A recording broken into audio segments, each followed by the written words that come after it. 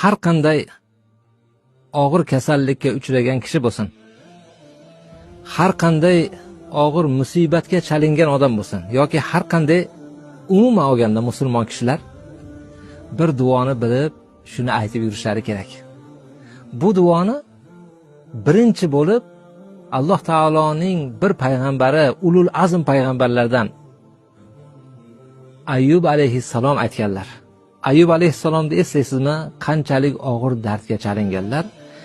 70 yil og'irgan ekanlar. 70 yil. 70 yildan keyin dard tillariga kelganda Allohning zikridan to'xtab qolishlikdan qo'rqib shu duoni aytib yuborganlar. Eslab qoling. Robbi inni massaniyad-durru va anta arhamur rohimin. Mana shu duoni aytganlarda Alloh taolo dardini yechib yuborgan. Qanaqangi kasalga uchragan bo'lsangiz ham shu duoni ayting. Ulamolar aytadilarki, ixlos bilan 7 marotaba aytsa Alloh taolo dardiga shifo beradi. Tushib qolgan musibatidan chiqarib yuboradi.